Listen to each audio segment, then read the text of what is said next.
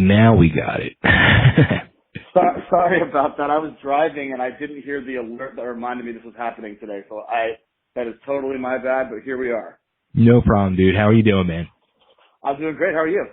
I'm doing good, man. I'm doing good. So, here's something, a little funny thing that you might get a little laugh out of. So, I'm going to be completely honest. Never heard of you before in my life. Okay. Sure. So, last night, sit down and start getting ready for the interview today. And, through the wonderful world of Google, I throw your name out there and I see, IMDb pops up. I'm like, oh, maybe he's done some acting. And I see, I had like a little acting credit for a short thing. And then I see you have a songwriting credit for a movie. And I just start laughing to myself because, it's for the movie Blended, which your old band, the Mowglis, had a song on there in the movie and on the soundtrack. And I start laughing because, now here's a movie who I never even really heard of until, the past 6 months. I'm in a new relationship with, recently going through a divorce and in a new relationship, and I have daughters, and my girlfriend has a daughter, and she kept saying, we have to watch this movie Blended. It reminds me of us. So I just start laughing. So I pulled my girlfriend in last night and I said, hey, check this out. And I start playing the song. She's like, oh my God, I love that song. I said, that's the guy I'm interviewing tomorrow. She was like, what? Oh, really? Yeah, she was freaking out. Funny. She was like, oh my God, I love that song so much. So little tidbit for you. That's hilarious. Yeah, that was a long time ago. That movie was like, I don't know, 4 or 5 years ago or something, I think, right? But yeah. No, thanks for taking the time, man. Yeah, man. So when something like that happens, I mean, does that like give a huge boost to your career? Like, does it help open some more doors for you, or? Yeah, I think that any look you can get is good, and anytime you get eyes and ears on you, it's important to have. And definitely helps financially. Stuff like that is good. Sure. We do what we can in this business because everyone does the best they can to not be artists. So, it's nice to be able to play stuff in movies and TV, Do you know, like with that song, like, did Adam Sandler himself, I know he's very hands-on with, like, picking a lot of the music. Did he pick that song himself, do you know, or? I actually have no clue. I would imagine he did not, but I don't know the answer to that. Interesting. That would be cool if he did. Yeah, it would be cool. On his radar. Yeah. So I mean, that band you were in, the Mowglis, like, you were in that band for a long time, and you ended up, I guess it was about a year ago, deciding to leave. Like, that'd be like a kind of a hard decision to make. I did, yeah. I was in that band for 10 years, and I just sort of realized that maybe it wasn't, it wasn't it wasn't my future. I couldn't see my future in it anymore, and wow. I wanted to experiment with some new stuff and try something different. You know what I mean? Right. Was that a band you helped form, or was it a band you had already joined, or? No, yeah, I started that band. Wow.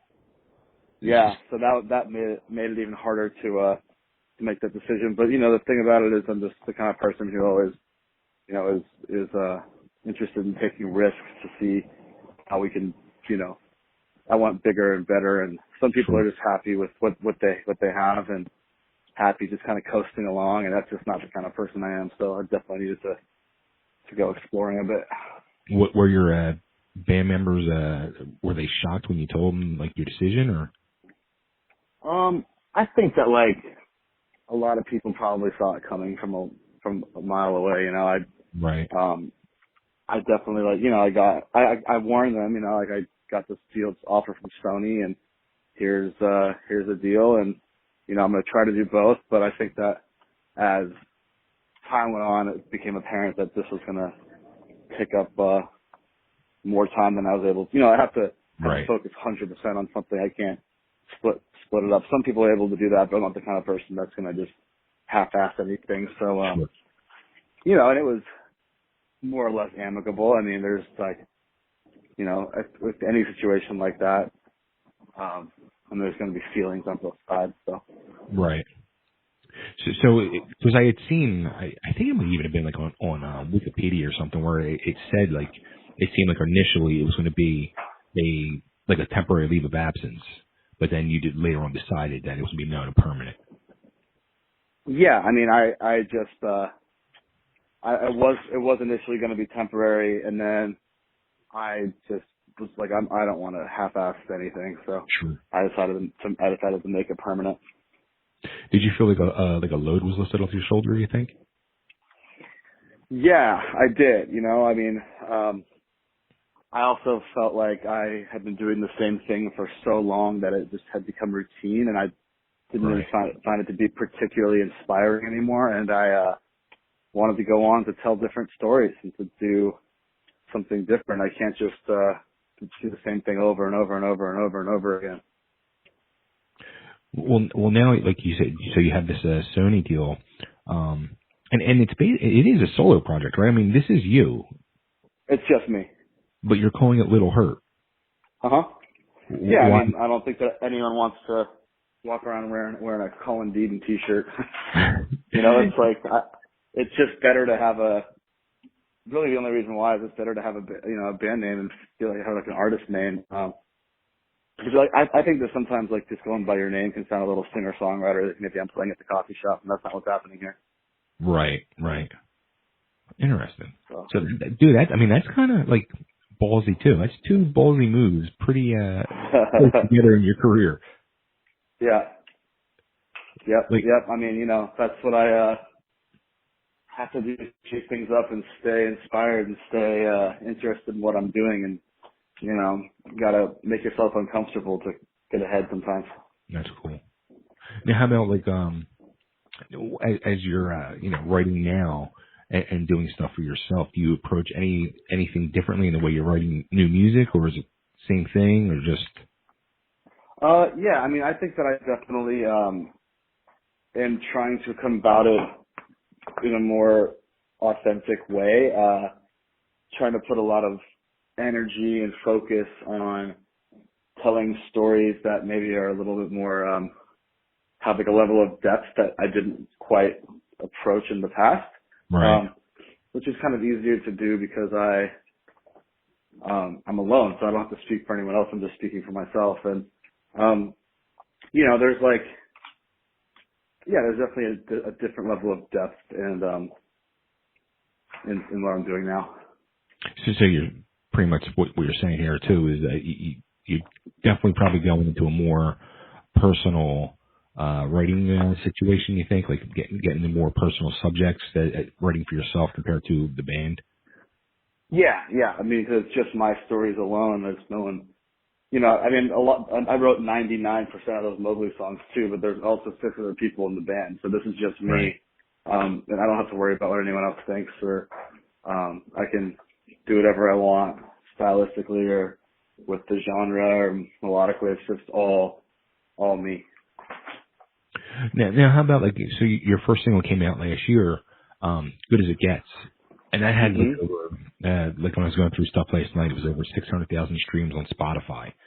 So that's a great, you know what I mean, like a amazing amount of streams, debut single. Do you kind of feel now like as you put more singles out, you kind of feel like a pressure to keep trying to top yourself? Yeah, but I think that's probably something that exists with anyone in any industry. I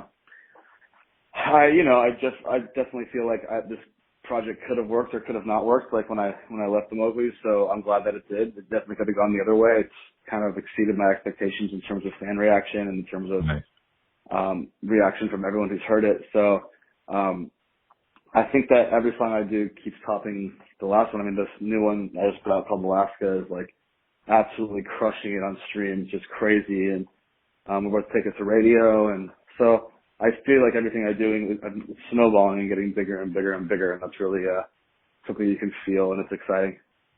It's funny. I saw it's featured on that. Now that's what I call music, volume 74.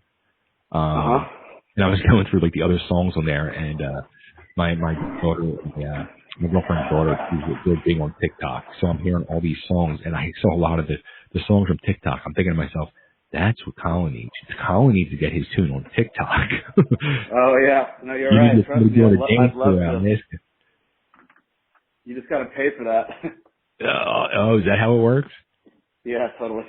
Oh, no wonder. Okay, I got you. Yep. Wow. So that's crazy. Gotta love the business, right? Yeah, exactly. Totally. Super inspiring. Yeah.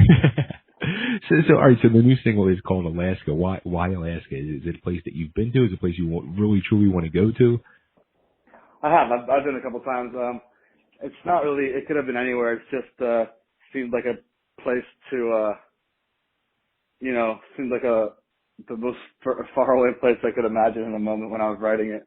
But there's really not anything, about Alaska in general that I want to run away to. I mean, it's a beautiful place, but it just seemed very far away from me in Los Angeles in that moment. So that's what we went with. Yeah. Now, is this like you've put out I guess it's the third or fourth single you've put out so far? This is my fourth. Okay. Are you going to be doing an EP, a full length, or are you just going to continue with the single process, or? I don't know what our goal, what our end thing is going to be, but I think we're going to put out a couple more singles. I would imagine that we'll do maybe a full length after this, but we haven't really even discussed that yet. We're just, I would imagine we'll do a couple more singles and then kind of roll into a record. Yeah, I mean, I think, like in this day and age, like it's you can get away with just doing singles right now. It's true. I mean, there's no need to make a full length record at all. I will probably avoid it if I have the opportunity. Yeah, I mean, especially like if you put singles out and they get picked up on these compilations, like with Alaska, you know what I mean? Like that's like home runs. Right. No, totally. I mean, 100%. That's really dope when things just kind of line up like that for you, and it's nice to feel appreciated. Now, do you have a video planned for Alaska, or? Yeah, we're shooting. We actually just started shooting it yesterday, and that's kind of what I'm working on today. That's part of the reason why I was late to this call.